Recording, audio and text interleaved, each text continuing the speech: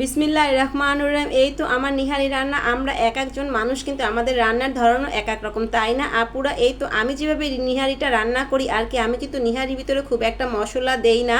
এই যে আমি আদা রসুন জিরা বাটা দিয়েছি, তার সাথে হালকা একটু হলুদ আর পুরাটাই কাঁচামরিচের ঝাল, আর লবণটা তো যে যার পছন্দ মতো দিতে হয়, সেটা তো আমরা সবাই জানি। আর এই দেখেন নিহারিটা কিন্তু আমার হয়ে আসছে 2-3 দিন জাল দেওয়ার পরে। আমি 2-3 দিন আস্তে আস্তে একটু একটু করে জাল দিই। এখন আমি এটাকে কি করে আলাদা করে একটু পেঁয়াজ রসুন দিয়ে বাগার দিই।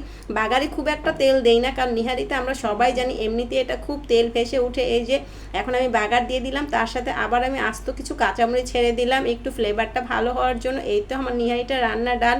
আর নিহারিটা খাওয়ার জন্য চালের রুটি বা নান রুটি দিয়েই মনে হয় ভালো হয়। চালের রুটি তো আমি বানাতে পারি না, আর খালাও তো ছুটিতে চলে গিয়েছে, আর আমার চালের রুটি বানানোর গুণও নেই। এই তো নিহারিটা খাওয়ার জন্য নান রুটি গরম গরম, তার সাথে কিন্তু লেবু চাপ দিতে হয়। লেবু চাপ দিয়ে কিন্তু খুব বেশি ভালো লাগে, তাই না আপুরা? এই যে দেখেন আমার নিহারির ঝোলটা এরকম হয়েছে। আপনাদেরটা নিহারি কেমন রান্না করেছেন আমাকে কমেন্টস করে জানাবেন আপুরা। এই যে আমার নিহারি খাওয়ার জন্য পরিবেশনের জন্য রেডি। আমি বাটিতে ঢেলে দিলাম আমার ছেলের জন্য। এই যে এখন আমার ছেলের প্লেটটা গুছিয়ে দিলাম। এই তো লেবু চাপ দিয়ে খাবে। এই